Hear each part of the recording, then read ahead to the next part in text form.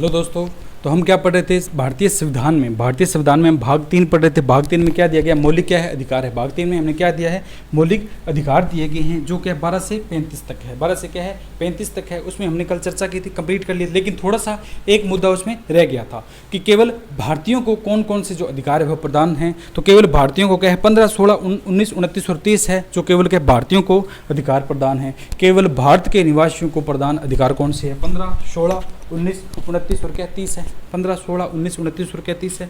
15 की अगर हम बात करते हैं तो 15 में हमने किसकी बात की थी कि क्या है, सामाजिक समानता है। सामाजिक क्या है, समानता है। 16 में हमने क्या किया, समान अवसर है, यानी सभी के लिए समान अवसर होंगे। 15 में क्या है, सामाजिक समानता यानी जाति, धर्म, मूल, लड़का या लड़की इस लिंग के आधार पर क्या भेदभाव नहीं किया जाएगा। 16 में समान, सभी को समान अवसर दिए जाएंगे, कोई भी तैयारी करना चाहे तो करे। 15, 16, 19 की अगर बात करते हैं स्वतंत्रता के 6 प्रकार हैं। उन 15, 16, 19, 29 और 30 है। 29 की अगर बात करते हैं अल्पसंख्यकों द्वारा लिपि व संस्कृति की रक्षा करना। 30 क्या कहता है, अल्पसंख्यकों द्वारा शिक्षण संस्थाओं की स्थापना करना। ये केवल भारतीयों को प्राप्त है, ऐसे नहीं विदेश का या बाहर का नागरिक आ जाए उनको भी ये अधिकार प्राप्त होंगे। केवल भारतीयों को ये अधिकार क्या है, प्राप्त है। तो कौन से हैं, केवल भारतीयों को अधिकार की अगर हम बात करते हैं तो कौन से आते हैं, 15, 16, 19, 29 और क्या 30 है। तो हम क्या मौलिक अधिकार में थोड़ा सा पॉइंट रह गया, फिर नागरिकता पढ़ेंगे। आज नागरिकता कंप्लीट हो जाएगी आपकी। मौलिक अधिकार, मौलिक क्या है, अधिकार। तो इसके केवल भारतीयों को, केवल क्या है, भारतीयों को, केवल भारतीयों को प्राप्त, ठीक है। तो कौन सा है, अनुच्छेद 15, अनुच्छेद 16, अनुच्छेद 19, अनुच्छेद 29 और अनुच्छेद 30 है। ये केवल और केवल क्या भारतीयों को प्राप्त क्या है, अधिकार है। केवल भारतीयों को प्राप्त अधिकार है।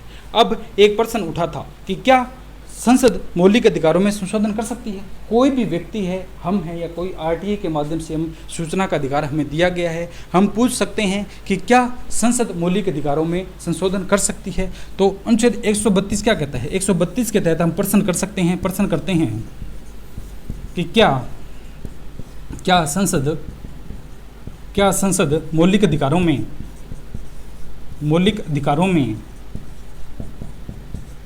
अधिकारों में संशोधन कर सकती है।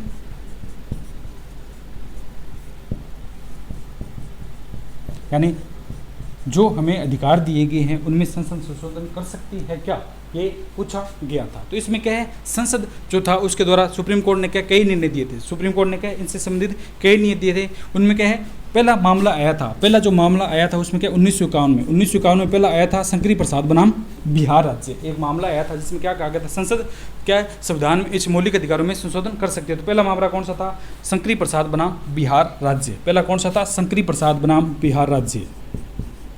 शंकरी प्रसाद बनाम बिहार राज्य। पहले मामले 1951 में क्या शंकरी प्रसाद बनाम बिहार राज्य में क्या कहा था कि हाँ संसद जो मौलिक अधिकारों में क्या संशोधन कर सकती है। इसके बाद में दूसरा जो मामला आया था 1965 में, दूसरा एक मामला आया था सज्जन कुमार बनाम राजस्थान राज्य। 1965 में एक मामला आया था सज्जन कुमार बनाम राजस्थान राज्य। ये कब आया था, 1965 में। 1965 में सज्जन कुमार बनाम राजस्थान राज्य। अपने राजस्थान की बात की थी, राजस्थान का व्यक्ति था सज्जन कुमार था, उसने पूछा था, उसने कोई अपना रिट जाहिर की होगी जिसमें इस मामला आया था। उसने कहा था क्या इसमें कर सकते हैं, इसमें कहा था नहीं हम कर सकते हैं। इसमें भी क्या कहा था, सज्जन कुमार बनाम राजस्थान राज्य की बात करते हैं तो इसमें भी कहा था कि हाँ संसद जो मौलिक अधिकारों में संशोधन कर सकती है। तो 1951 में क्या कहा था, कर सकती है। 1965 में क्या कहा था, कर सकती है। इसके बाद 1900 अगर बात करते हैं, दो मामले आए थे 1951, 1965 में। इनमें क्या, दोनों में क्या है, निर्णय दिया था कि हाँ संसद जो है मौलिक अधिकारों में संशोधन कर सकती है। संसद क्या है, मौलिक अधिकारों में कर सकती है। लेकिन एक पंजाब का मामला आया था, कि गोलकनाथ बनाम पंजाब राज्य। गोलकनाथ को व्यक्ति था, पंजाब राज्य का निवासी था, उसने ये पिटीशन दायर की थी, क्या कर सकती है, क्या कर सकती है। तो सुप्रीम कोर्ट ने क्या निर्णय दिया था, तो कौन सा था, 1967 में, 1967 में आया था गोलकनाथ बनाम पंजाब राज्य। इसमें सुप्रीम कोर्ट ने निर्णय दिया था नहीं, संसद मौलिक अधिकारों में संशोधन नहीं कर सकती है। संसद क्या है, मौलिक अधिकारों में संशोधन नहीं कर सकती है, इसका संशोधन नहीं होगा। इसका क्या है, मौलिक अधिकारों का संशोधन नहीं होगा। कौन से निर्णय में दिया था, सज्जन कुमार बनाम ये गोलकनाथ बनाम क्या है, पंजाब राज्य में दिया। इससे पहले क्या 1951 में शंकरी प्रसाद बनाम बिहार राज्य आया था, मौलिक अधिकारों में संशोधन कर सकती, कहा था संसद मौलिक अधिकारों में संशोधन कर सकती है। 1965 में 1965 में सज्जन कुमार बनाम राजस्थान आया था, कहा था कर सकती है। इसके बाद 1967 में आता है, 1967 में आता है गोलकनाथ बनाम पंजाब राज्य। इसमें कहा गया था कि संसद जो है वो मौलिक अधिकारों में संशोधन नहीं कर सकती है, संसद जो मौलिक अधिकारों में संशोधन नहीं कर सकती है। 1973 में तो हम जानते हैं केशवानंद भारती बनाम केरल राज्य, केशवानंद भारती थी, केरल राज्य की थी, उसने क्या पिटीशन दायर की थी। तो 1973 में क्या आया था, 1973 में केशवानंद भारती बनाम केरल राज्य, यानी केरल राज्य की थी और कौन सी थी, केशवानंद भारती थी, वो लेडीज थी केशवानंद भारती। उसमें क्या कहा था, पिटीशन में कहा था कि हाँ संसद जो है मौलिक अधिकारों में संशोधन कर सकती है। इसके बाद में 1980 में आया था। 1980 की अगर बात करते हैं, मिनर्वा मिल्स वर्सेस भारत संघ है, भारत संघ यूनियन था, उसके साथ आया था। 1980 में कौन सा आया था, मिनर्वा मिल्स बनाम भारत संघ।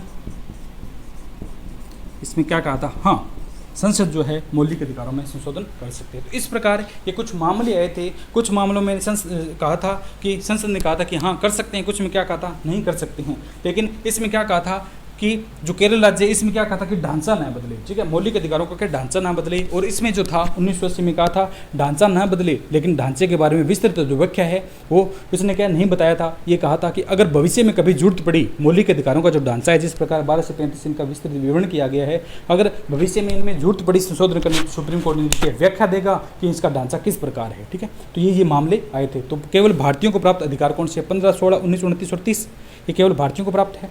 दूसरा, इससे संबंधित क्या है, विवाद उठे थे कि क्या संसद मौलिक अधिकारों में संशोधन कर सकती है। किसी ने पिटीशन दायर की थी, याचिका दायर की थी, उसमें पूछा गया था।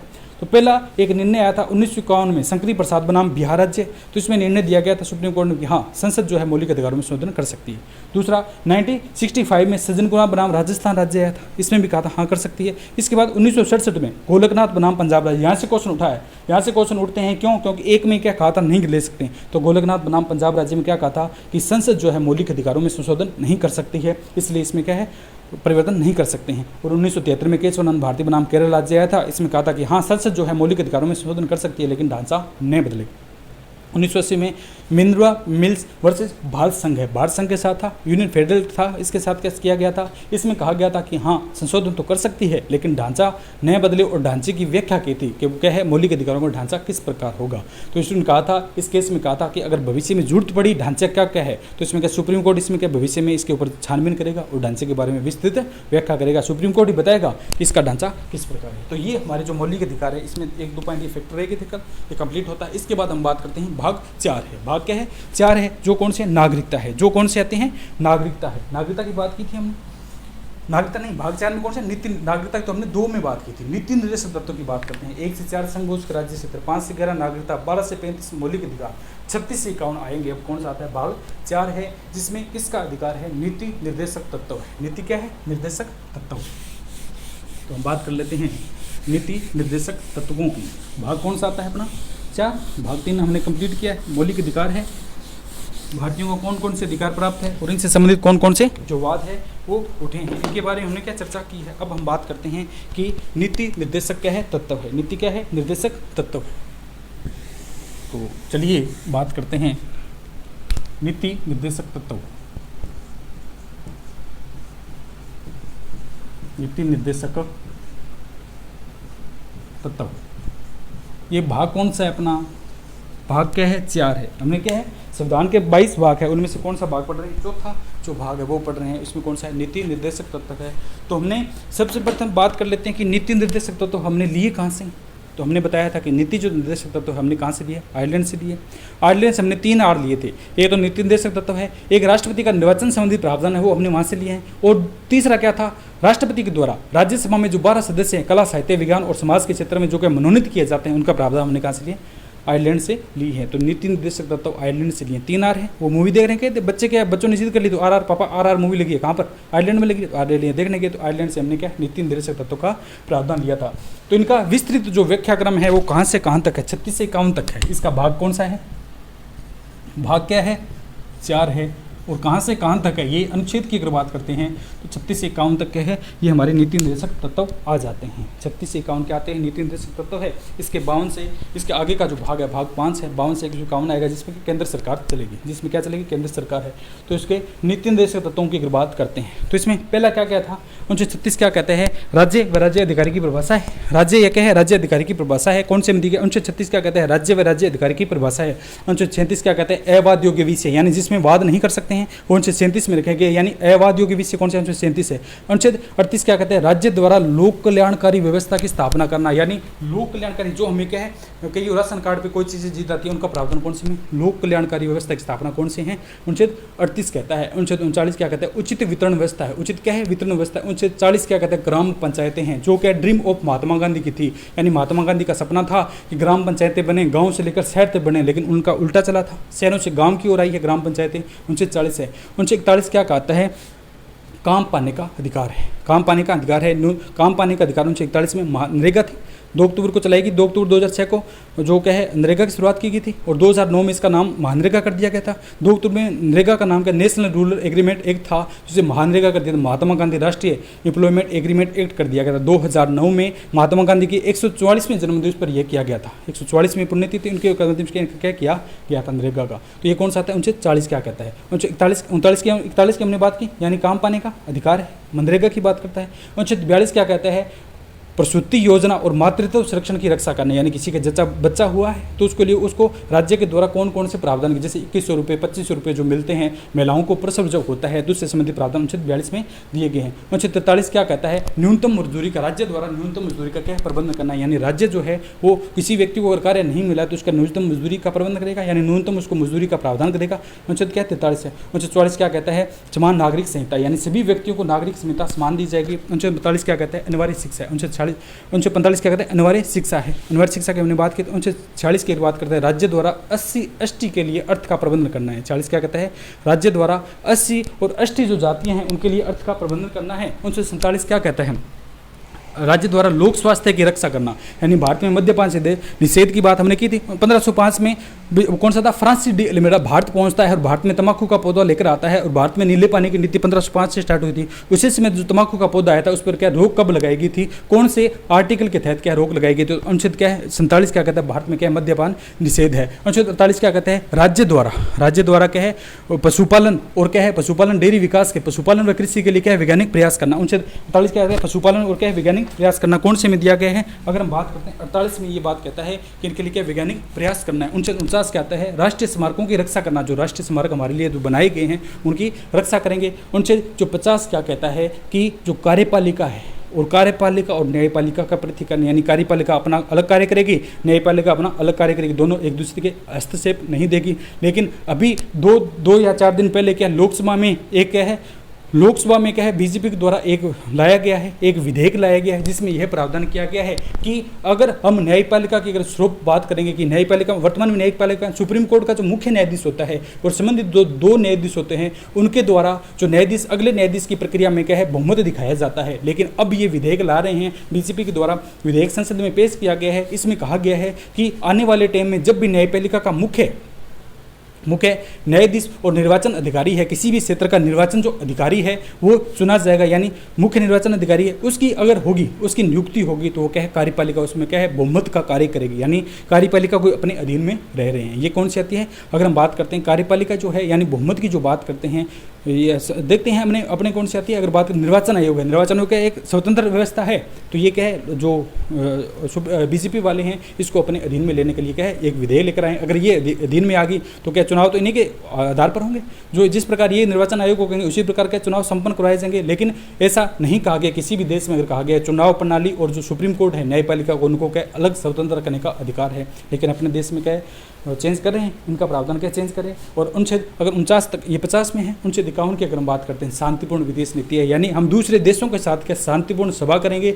शांतिपूर्ण बात करेंगे, शांतिपूर्ण क्या वार्तालाप करेंगे। तो ये हमारी क्या थे, नीति निर्देशक तत्व थे, जो कि 36 से 51 तक के है दिए गए हैं। जो कि मूल जो संविधान का जो भाग है उसमें 36 से 51 तक के नीति निर्देशक तत्वों का वर्णन किया गया है, जो कौन से भाग 4 में और क्या आयरलैंड से लिए गए। अब एक एक की बात करते हैं कि अनुच्छेद 36 क्या कहता है। अनुच्छेद क्या है 36 क्या कहता है। अनुच्छेद 36 वही है कि राज्य व राज्य अधिकारी की परिभाषा, राज्य व राज्य अधिकारी की परिभाषा,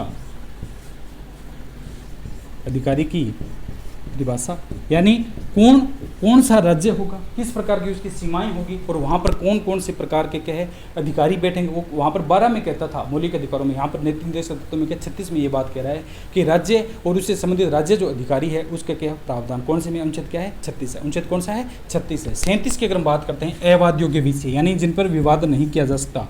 अनुच्छेद 37 की बात करता है अवाद योग्य विषय, अवाद योग्य विषय, यानी जिनसे संबंधित क्या है हम वाद नहीं कर सकते, वाद जिनके ऊपर बहस नहीं कर सकते, वो कौन से आते हैं, उनसे 37 में आते हैं। इन्हें न्यायिक पुनरावलोकन के सर्वेक्षण, जो सर्वेक्षण है, यानी जिन्हें क्या है सर्वेक्षण मिला गया है न्यायिक पुनरावलोकन से, वो कौन से में रखे गए, उनसे 37 में है। यानी न्यायिक पालिका से इसमें सर्वेक्षण मिला हुआ है, किसमें क्या है बहस नहीं कर सकते, अगर कह दिया तो कह दिया, ठीक है। कौन सा अवाद योग्य विषय किसमें 37 में। आप तो इतना याद रखिए अवाद योग्य विषय किसमें 37 में। अनुच्छेद 38 क्या कहता है, राज्य द्वारा, अनुच्छेद 38 राज्य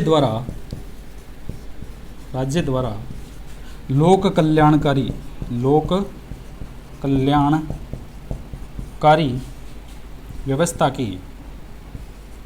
व्यवस्था की स्थापना करना, यानी कोई भी देश है उसकी लोक व्यवस्था अगर चरमरा गई, कई व्यक्ति है गरीब हालत में रहते हैं, तो उनके लिए राज्य ऐसा प्रावधान करे कि उनके हित में उनको क्या भूखा ना, गरीबी रेखा से जो नीचे हैं, बीपीएल है, गरीबी रेखा से जो नीचे है, उनको भूखा नहीं सोना पड़े। इसके लिए क्या राज्य द्वारा लोक कल्याणकारी लोगों को कल्याण के लिए व्यवस्थाएं करनी चाहिए, ठीक है। उनको क्या है लोगों के लिए क्या है लोक कल्याण व्यवस्थाएं करनी चाहिए। कौन से आर्टिकल में लिखा गया, अनुच्छेद 38 में है। और अनुच्छेद 39 की अगर हम बात करते हैं, अनुच्छेद 39 इसमें क्या उचित वितरण व्यवस्था है, उचित वितरण व्यवस्था है, यानी सभी के लिए जो वितरण है वो एक समान होना चाहिए। सभी के लिए जो वितरण दिया गया वो किस प्रकार होना चाहिए, एक समान होना चाहिए। ऐसा नहीं है काम एक समान कर रहे हैं लेकिन उनको किसी को 5 रुपये दे रहे हैं, किसी को 10 रुपये दे रहे हैं, इन्हीं जो वेतन में भेदभाव नहीं करना चाहिए। समान काम समान वेतन, इसमें ऐसे भी लिख सकते हैं कि समान कार्य समान वेतन, यानी जितना कार्य करेंगे उन सभी को क्या एक समान वेतन दिया जाएगा। कौन से में कहता है, अनुच्छेद 39 में कहता है। अनुच्छेद 40 क्या कहता है, ग्राम पंचायतें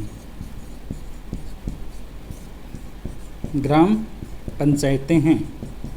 ग्राम पंचायतों का प्रावधान कौन से अनुच्छेद में किया गया है, तो अनुच्छेद 40 क्या कहता है, ग्राम पंचायतें, यानी ड्रीम ऑफ महात्मा गांधी जी का ये सपना था कि गांव में क्या है पंचायतें हों, ग्राम पंचायतें हों। लेकिन वो क्या है सागर वीरता इनका एक दिशा निर्देश था, सागर वीरता इनकी बुक थी, उन्होंने लिखा था कि भारत में क्या ग्राम पंचायतें हों, वो क्या गाँव से स्टार्ट हो और शहरों तक जाए। लेकिन उल्टा हुआ था, पहले अगर हम बात करते हैं ग्राम पंचायतें शहरों से चली है, पहले महानगर में आई, फिर शहर में आई, फिर गांव में आई, ग्रामीण पंचायत राज जब लास्ट में क्या गांव में आया था, तो उनका क्या सपना अधूरा रह गया, ठीक है। ड्रीम ऑफ महात्मा गांधी कौन से है, ग्राम पंचायतें कौन सी है, 39 में। यहाँ से एक बात और लिख देते हैं कि गांधीवादी सिद्धांत है, केवल गांधीवादी सिद्धांत कौन कौन से हैं, तो यहाँ मैं ब्रैकेट में लिख देता हूँ गांधीवादी सिद्धांत कौन कौन से हैं। गांधीवादी सिद्धांत की 40, 43, 46, 47 और 48 है। ये किस प्रकार के गांधीवादी सिद्धांत है। गांधीवादी सिद्धांत की बात करते हैं 40, 43, 46, 47 और 48 जो है ये किस प्रकार के सिद्धांत है, ये हमारे क्या गांधीवादी सिद्धांत है। इनमें क्या केवल गांधी जी के जो बातें हैं वो लिखी गई हैं। 40, 43, 46, 47, 48 क्या है केवल और केवल गांधी जी के बारे में जो है इनके द्वारा जो अपने सपने या अपने बुक में जिनका वर्णन किया गया था वो सिद्धांत कौन से आते हैं, 40, 43, 46, 47 और क्या है 48 है। 40, 43, 46, 47 और क्या है 48 जो है वो क्या है गांधीवादी सिद्धांत है। यहाँ तक आपको समझ में आया। इसके बाद में क्या है, अनुच्छेद 41 क्या कहता है, काम पाने का अधिकार है। अनुच्छेद 41 क्या कहता है, काम पाने का अधिकार है, यानी कोई भी व्यक्ति है उसको क्या है काम पाने का अधिकार है, ठीक है। काम क्या है वो करने का अधिकार है, जिसके तहत क्या मनरेगा चलाई गई थी। मनरेगा चलाई गई 2 अक्टूबर 2006 को, दो 2006 को, 2 अक्टूबर नहीं था उस टाइम, गांधी जी की जयंती बाद में बनाई गई थी, फरवरी 2006 में था, 2 फरवरी था, ये मेरे को एक्चुअली याद नहीं है, तो लगभग 2 फरवरी होगा शायद। तो 2 फरवरी 2006 को नरेगा की शुरुआत की गई थी। तो 341 क्या कहता है? काम पाने का अधिकार। अनुच्छेद 41 काम पाने का, यानी नीति निर्देश तत्व में यह अधिकार दिया कि प्रत्येक व्यक्ति को काम करने का अधिकार है, और उसके लिए क्या है? नरेगा की शुरुआत की गई। नरेगा या महानरेगा कह दो, और वर्तमान में इसका नाम क्या है? महानरेगा। तो महानरेगा की शुरुआत किसमें की गई है? यानी 341 क्या कहता है? इसमें की गई है। तो 2006 में अगर बात करते हैं, नरेगा की शुरुआत की थी, नेशनल रूरल एम्प्लॉयमेंट एक्ट था, नेशनल रूरल एम्प्लॉयमेंट एक्ट था, NREGA NREGA, NREGA national rural employment act जो लाया गया था 2006 में लाया गया था। ये 2 फरवरी 2006 को था, ठीक है। फरवरी 2000 क्यों? फरवरी का वैसे तो याद रहता नहीं, वैलेंटाइन डे मनाते हैं, तो उस उद्देश्य को याद रखा गया कि फरवरी में गांधी जी के द्वारा क्या है जो ये दिया गया था, वैलेंटाइन डे मनाया गया। गांधी जी वैसे साधु विचार के थे, लेकिन याद करने के लिए क्या करें, 2 फरवरी 2006 को गांधी जी के द्वारा क्या है ये जो बातें थी, नरेगा की शुरुआत की गई, नेशनल रूरल एम्प्लॉयमेंट एक्ट है, उसकी शुरुआत कब की गई? 2 फरवरी 2006 को, और इसे 2009 में इसका नाम बदल के क्या कर दिया? मनरेगा कर दिया गया है। और गांधी जी की अगर हम बात करते हैं तो 2 फरवरी 2006 में क्या थी? NREGA, national rural employment act. पूरे जो परिभाषा है उसकी याद करने की जरूरत नहीं है आपको क्या। और इसका क्या है? 2 अक्टूबर 2009 को जो इसका नाम क्या है? महानरेगा कर दिया गया। इसका नाम क्या है? गांधी जी का कौन सा था? 144वां था, गांधी जी के 144वें जन्मदिवस पर इसका नाम किया गया था। और जो नरेगा थी उसकी कौन सी थी? उसकी नरेगा की अगर बात करते हैं 50 वर्ष, ठीक है, पंचायत के जो है 50 वर्षों के बाद इसका नाम किया गया था। तो इसमें आप केवल इतना लिख लीजिए, इसका नाम क्या है? महानरेगा कर दिया गया, महानरेगा। 2 अक्टूबर 2009, 2 अक्टूबर 2009 को इसका नाम किया गया था। और हमें ग्रामीण पंचायत राज लागू हुए थे तो 50 वर्ष हो गए थे ग्रामीण पंचायत राज। और गांधी जी के 144वीं वर्षगांठ पर, गांधी जी के 144वें वर्षगांठ पर इसका नाम क्या कर दिया? मनरेगा है, यानी महात्मा गांधी राष्ट्रीय रोजगार गारंटी अधिनियम है, जिसकी वर्तमान में संख्या की अगर बात करते हैं तो पहले 100 दिवस का रखा जाता था, लेकिन वर्तमान में इसकी संख्या 125 कर दी। अभी करंट का मुद्दा है 125 दिन का जो क्या है रोजगार इनको दिया जाएगा, पहले 100 दिन का था। अगर हम बात करते हैं अभी मई जून में इनका क्या है, मई जून से पहले क्या है इनका फरवरी के 8 बार क्या इनका दिन 100 था, लेकिन अब इसका चेंज कर दिया गया, 125 दिन को क्या है रोजगार की गारंटी देता है। इसके दिन महात्मा गांधी राष्ट्रीय रोजगार गारंटी अधिनियम है। 2 अक्टूबर 2009 को इसको महात्मा गांधी किया गया था, यानी मनरेगा को क्या किया गया था? नरेगा को महानरेगा किया था, यानी अमल लगाया गया था, इसमें महात्मा गांधी है। 2 अक्टूबर 2009 को 144वें गांधी जी की जन्मदिवस था, वर्षगांठ थी उनकी, वर्षगांठ 2 अक्टूबर को बनाई जाती है, 2 अक्टूबर को उनकी वर्षगांठ बनाई गई थी। और जो ग्रामीण जो पंचायत राज लागू हुआ था, बगदरी क्षेत्र था वहाँ से लागू हुआ था ग्रामीण पंचायत राज में, आगे पढ़ेंगे तो वहाँ पे दीप प्रज्वलित किया था, तो वहाँ से ये स्टार्ट हुआ था, तो उसका कौन सा 50 वर्ष पूरे हो गए, ठीक है। तो आप यहाँ की जरूरत नहीं है, लेकिन इसमें बताने के लिए थोड़ा सा कर दिया है कि अनुच्छेद 41 में क्या काम पाने का अधिकार है, और क्या मनरेगा की बात कौन से में की गई? अनुच्छेद क्या है? 41 में। अनुच्छेद 42 क्या कहता है? मातृत्व संरक्षण की रक्षा करना, महिलाओं व मातृत्व संरक्षण की रक्षा करना। अनुच्छेद 42, अनुच्छेद 42 क्या कहता है? मातृत्व संरक्षण व प्रसूति योजना कर लीजिए, प्रसूति योजना, यानी किसी महिला को क्या है उसके जो बच्चा होने वाला उसको क्या है उसको संरक्षण दिया जाएगा, माता को संरक्षण, महिलाओं को संरक्षण दिया जाएगा। और जो उसको क्या बच्चा हुआ है तो उसके लिए जो योजना लागू की है उसको या संबंधित राज्य उसके योजना के आधार पर उसको क्या है लाभान्वित करेगा। जिस प्रकार हरियाणा, पंजाब, यूपी अलग अलग राज्य हैं, उनके अलग अलग प्रावधान हैं। कहीं पर बच्चा होगा तो 2500 रुपये दिए जाएंगे, लड़की होगी तो 5000 रुपये दिए जाएंगे। राजश्री योजना जो कि 5000 की राशि दी जाएगी, 4 किस्तों में दी जाएगी। इसके लिए प्रावधान कौन से में है? ये अनुच्छेद 42 में किए गए। अनुच्छेद 42 क्या कहता है कि मातृत्व संरक्षण व प्रसूति योजना है। अनुच्छेद 43 क्या कहता है? अनुच्छेद 43 क्या कहता है? न्यूनतम मजदूरी का प्रावधान है, न्यूनतम मजदूरी का प्रावधान, यानी कोई भी राज्य है वो एक प्रावधान करेगा कि न्यूनतम मजदूरी किसी भी राज्य की इतनी होनी चाहिए, इससे नीचे आप मजदूरी नहीं दे सकते हैं। ऐसे तो नहीं है, ऐसे तो मजदूरों का शोषण होगा। तो कोई भी राज्य है उसके लिए क्या एक प्रावधान करता है कि किसी भी स्टेट है उसका क्या है न्यूनतम मजदूरी इतनी होनी चाहिए। ये कौन से में? 43 में दिया गया। अनुच्छेद 44 की अगर बात करते हैं, समान नागरिक संहिता है, यानी सभी व्यक्ति क्या समान है, समान नागरिक संहिता यानी जो सभी व्यक्ति है वो एक समान है, समान नागरिक संहिता है, सभी व्यक्तियों को एक समान समझा जाएगा, ये बात करते हैं। अनुच्छेद 45 की हमने बात की थी, 45 क्या में हमने किया था, अनिवार्य शिक्षा है। अनुच्छेद क्या है 45 की अगर बात करते हैं तो कौन सा कहलाता है, अनिवार्य शिक्षा। 6 से 14 वर्ष के लिए अनिवार्य शिक्षा है, ये 45 में किया था, अनिवार्य शिक्षा की बात हमने अनुच्छेद 45 में की थी। इसके बाद अनुच्छेद 46 आता है। अनुच्छेद 46 में क्या है, राज्य द्वारा SC/ST है, यानी जो जातियाँ हैं ST/SC है, अनुसूचित और अनुसूचित जनजाति है, अनुसूचित जनजातियाँ और अनुसूचित जनजाति है, उनके लिए क्या राज्य द्वारा अर्थ का प्रबंधन करना है, यानी उन्हें स्कॉलरशिप देती है, कोई जो बच्चा है उनको स्कॉलरशिप देती है, और उन्हें आरक्षण का भी प्रावधान किया गया है। नॉर्मल जो व्यक्ति है उनको 200 नंबर चाहिए तो उनको क्या है 180 में इनका क्या बेड़ा पास हो जाता है, ये पास हो जाते हैं, लग जाते हैं, तो ये क्या आरक्षण का प्रावधान तो कहाँ 16(4) में दिया गया, रिजर्वेशन में दिया गया था, मौलिक अधिकारों में दिया गया था, और इनके लिए अर्थ है, यानी स्कॉलरशिप देगी सरकार, इनके लिए क्या पढ़ाई के लिए सभी प्रकार की चुके हैं वो कहाँ पर देती है, अनुच्छेद 46 में देती है। अनुच्छेद 46 की अगर बात करते हैं, SC/ST के लिए राज्य द्वारा, इसको लिख लीजिए, पर आप लिखिए कि राज्य द्वारा SC/ST के लिए, राज्य द्वारा SC/ST के लिए अर्थ का प्रबंधन करना, अर्थ का प्रबंधन, यानी राज्य इनके लिए क्या पैसों का प्रबंधन करेगी, ये कौन से में दिया गया, अनुच्छेद क्या है 46 है। और अनुच्छेद 47 में हमने बात की थी, राज्य द्वारा, अनुच्छेद 47 में हमने क्या लिया, राज्य द्वारा लोक स्वास्थ्य की रक्षा करना, राज्य द्वारा लोक स्वास्थ्य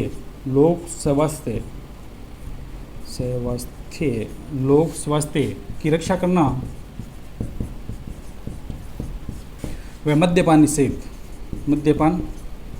निषेध कौन से में दिया गया है, ये हमारा आर्टिकल कौन सा है 47 है। अनुच्छेद 47 में क्या किया गया है कि राज्य जो सरकार है, राज्य सरकार के वो एक तो क्या लोक स्वास्थ्य के, यानी प्रति व्यक्ति है उनके स्वास्थ्य का ध्यान रखेगी, उनके लिए व्यवस्थाएं की जाएगी, और दूसरा है भारत मद्यपान निषेध, यानी धूम्रपान से संबंधित क्या है प्रावधान नहीं किया इसमें हटाएगा, और कोई व्यक्ति क्या है अगर मद्यपान करता हुआ पाया जाएगा तो वो क्या है सजा का प्रावधान है, ये इसमें रोक लगाई गई है। ठीक है, व्यक्ति करते हैं स्वेच्छा से अपने अनुसार करते हैं प्रावधान, उनको कहने से क्या होगा, अपना मन को मनाना चाहिए। कई व्यक्ति करते हैं शुरू में क्या है छोटी छोटी चीज़ें खाते हैं, फिर उन गुटके ये प्रयोग है, फिर बीड़ी, फिर सिगरेट, फिर क्या हुक्का, फिर इस प्रकार के नशा करने लग जाते हैं। उनका खुद की आंतरिक भावना है, दूसरे कहने से थोड़ी ना होता है, दूसरे कहने कुछ भी कह लो। तो इसमें क्या है राज्य क्या कहता है लोक स्वास्थ्य की रक्षा करेंगे। ठीक है, लोक स्वास्थ्य की रक्षा करेंगे तो राज्य तो कह रहा है, लेकिन राज्य प्रावधान भी कर रहा है, गुटकों या जो भी होता है उन पर देता है, लेकिन व्यक्ति अपनी आंतरिक इच्छा अनुसार क्या है करते हैं तो करते हैं, उनका क्या कर सकते हैं।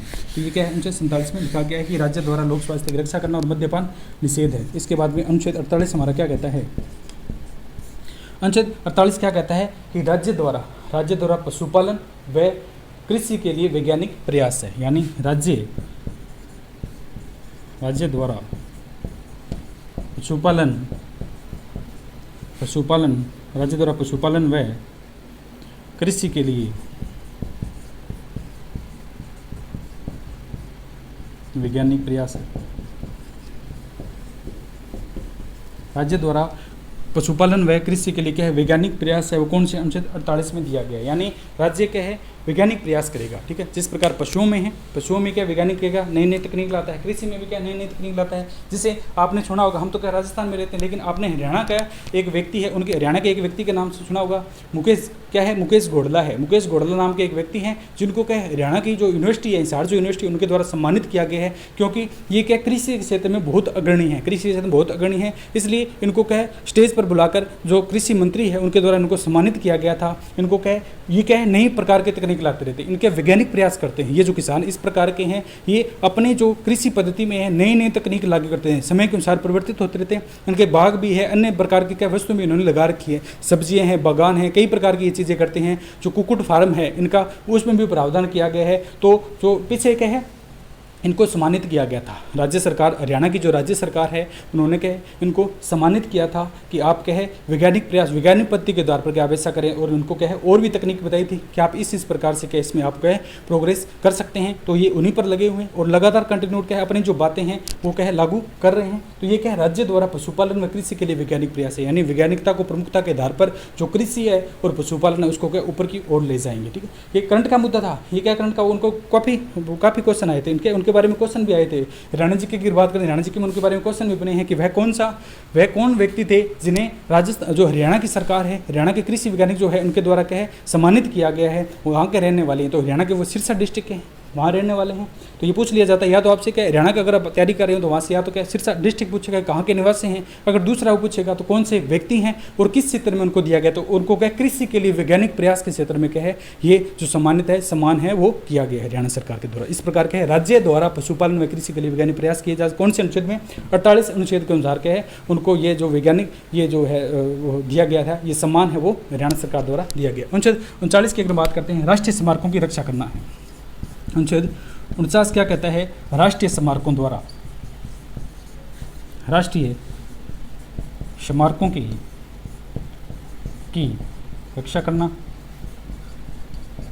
यानी जो भी राष्ट्रीय स्मारक है उनके बारे में क्या है हमें रक्षा करने का प्रावधान है, यानी कि हम उनको तोड़ेंगे नहीं, उनको मरोड़ेंगे नहीं, उनकी क्या है रक्षा करेंगे। तो राष्ट्रीय स्मारकों का अगर हम बात करते हैं रक्षा करेंगे, ये कौन से अनुच्छेद में लिखा गया है, तो अनुच्छेद क्या है 49 क्या कहता है राष्ट्रीय स्मारकों की रक्षा करना है। और इसके बाद में कौन सा था, न्यायपालिका और क्या कार्यपालिका का पृथक्करण। न्यायपालिका और कार्यपालिका का पृथक्करण कौन से अनुच्छेद में दिया गया है, तो न्यायपालिका और कार्यपालिका क्या है किस प्रकार का अनुच्छेद में दिया गया है, तो इनकी अगर हम बात करते हैं अनुच्छेद क्या है 50।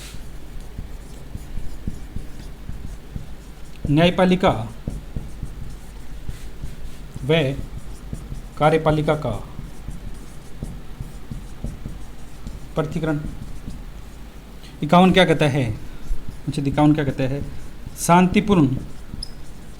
शांतिपूर्ण विदेश नीति, यानी क्या है विश्व के देशों के साथ हम क्या शांतिपूर्ण सभा करेंगे और क्या सम्मेलन बनाएंगे। तो क्या शांतिपूर्ण सम्मेलन की हमने बात कौन से अनुच्छेद में की थी, शांतिपूर्ण सम्मेलन की बात करते हैं तो हमने क्या अनुच्छेद जो 51 है उसमें क्या शांतिपूर्ण सम्मेलन बनाएंगे। और अनुच्छेद जो हमारा 50 था 51 की बात कौन सी शांतिपूर्ण क्या है शांतिपूर्ण विदेश नीति करेंगे। और अनुच्छेद 50 क्या था, जो कार्यपालिका और क्या न्यायपालिका है उनका क्या है पृथक्करण है। कार्यपालिका और जो न्यायपालिका है उनका क्या है पृथक्करण है, यानी अलग अलग ये क्या है अपने अपने डिसीजन क्या है अलग देगी। इसमें क्या है एक मुद्दा उठा था कि क्या कार्यपालिका बेहतर है या क्या क्या है मौलिक अधिकार सर्वोपरि है या क्या नीति निर्देशक तत्व है। तो इसमें क्या है संशोधन किया गया था और बातें बताई गई कि ये नीति निर्देशक तत्व से ज़्यादा क्या मौलिक अधिकार क्या है अधिक उपयोगी है, अधिक क्या है उपयोगी है। तो थोड़ा सा इसमें एक पॉइंट और रह गया है, उसके बारे में और देख लेते हैं, फिर जो हमारी है मौलिक अधिकार और नीति निर्देशक तत्व क्या है पूरे हो जाएंगे। कि मौलिक अधिकार और नीति निर्देशक तत्व में क्या क्या क्या अंतर है, क्या क्या अंतर है इनके बारे में देखते हैं। कि जो मौलिक अधिकार और नीति निर्देशक तत्व है उनमें अलग अलग क्या क्या बातें लिखी गई। तो पहला हम बात करते हैं मौलिक अधिकार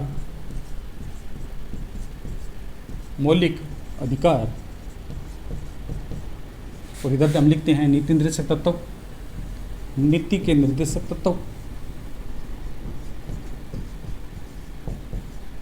नीति निर्देशक तत्व है इसकी बात करते हैं। ठीक है, तो एक तो कौन सा आता है मौलिक अधिकार है, और दूसरे की अगर हम बात करते हैं तो कौन सा लाते हैं नीति क्या है निर्देशक तत्व। नीति निर्देशक तत्व और जो मौलिक अधिकार है इनमें क्या क्या अंतर है उनके बारे में चर्चा करेंगे। तो मौलिक अधिकार मैंने बताया था कि कौन से भाग में है। मौलिक अधिकार की अगर हम बात करते हैं तो कौन से में 12 से 35 यानी भाग क्या है 3 में। भाग 3 में क्या दिया गया मौलिक अधिकार है, इनके बारे में चर्चा की गई 12 से कौन से 35 में है। और नीति जो निर्देशक तत्व है वो भाग क्या है 4 में है और क्या है 36 से क्या है 51 में। कहाँ पर है 36 से 51 में जो नीति निर्देशक तत्व है इनका प्रावधान किया गया है। अब मौलिक अधिकार की हम बात करते हैं तो मौलिक अधिकार हमारे द्वारा कहाँ से लिए गए हैं, मौलिक अधिकार कहाँ से लिए गए हैं, ये जो अधिकार है हमारे द्वारा अमेरिका से लिए गए, अमेरिका से क्या मौलिक अधिकार लिए गए हैं। और नीति निर्देशक तत्व हमने कहाँ से लिए, आयरलैंड से लिए। नीति जो निर्देशक तत्व है हमने क्या है आयरलैंड से लिए हैं। और अनुच्छेद की अगर हम बात करते हैं कि मौलिक अधिकार वाद योग्य अवाद योग्य है, तो मौलिक अधिकार क्या है वाद योग्य। अनुच्छेद 32 में हमने कल रिट की बात की थी, habeas corpus certiorari mandamus quo warranto इनकी क्या जारी की थी, 5 प्रकार की क्या है रिट जारी कर सकते हैं। तो ये कौन से वाद योग्य हैं। जो मौलिक अधिकार है वो किस प्रकार के हैं वाद योग्य हैं। और जो नीति निर्देशक तत्व कौन से हैं, नीति निर्देशक तत्व किस प्रकार के हैं अवाद योग्य हैं। नीति निर्देशक तत्व किस प्रकार के हैं अवाद योग्य हैं। और मौलिक अधिकार इनको लागू करना अनिवार्य है, ऐच्छिक है, तो इनको क्या अनिवार्य है। मौलिक अधिकार के अनिवार्य लागू करना है कि मौलिक जो अधिकार दिए गए हैं हमने उनको क्या पालना करनी होगी। लेकिन जो नीति निर्देशक तत्व दिए गए हैं उनकी क्या है पालना करना जरूरी नहीं है, करें तो करें नहीं तो करें, ना करें तो न करें। यानी क्या है ये तो हमारी क्या है आवश्यक विधियाँ हैं, ये कौन से अर्थात या ऐच्छिक विधियाँ, इनको क्या है करना कोई जरूरी नहीं है। तो मौलिक अधिकार और नीति निर्देशक तत्व में क्या ऐच्छिक और क्या यथार्थ की बात करते हैं। तो आपातकाल जब लागू होता है, आपातकाल के दौरान क्या अनुच्छेद 20 व 21 के, ठीक है, 20 के व 21 के अलावा यानी कि सभी जो है वो क्या है स्थगित हो जाते हैं। 20 व 21 के अलावा सभी के सभी क्या है स्थगित हो जाते हैं। यानी मौलिक अधिकार 20 में क्या लिया गया था, 20 में क्या लिखा गया है, 20 के अपराध दोष सिद्धि और क्या है दूसरा 21 में क्या प्राण व दैहिक स्वतंत्रता। इसके अलावा सभी जो है आपातकाल जब लागू होता है तो क्या स्थगित हो जाते हैं। नीति निर्देशक तत्व की बात करते हैं तो सभी क्या है इसमें स्थगित हो जाते हैं। तो इसके बारे में हम चर्चा करेंगे। पहला पॉइंट लिखते हैं कि मौलिक जो अधिकार है वो कहाँ से लिए गए, अमेरिका से। क्या लिए गए हैं, अमेरिका से हैं। दूसरा नीति जो निर्देशक तत्व है, ये आपको दिखाई नहीं दे रहा होगा, एक बार थोड़ा सा इसको लिखते हैं। नीति क्या है, निर्देशक तत्व, नीति निर्देशक तत्व, और इधर मौलिक अधिकार, इधर कौन सा आता है, मौलिक अधिकार, मौलिक अधिकार फंडामेंटल राइट्स, और इधर कौन सा है, नीति निर्देशक तत्व है।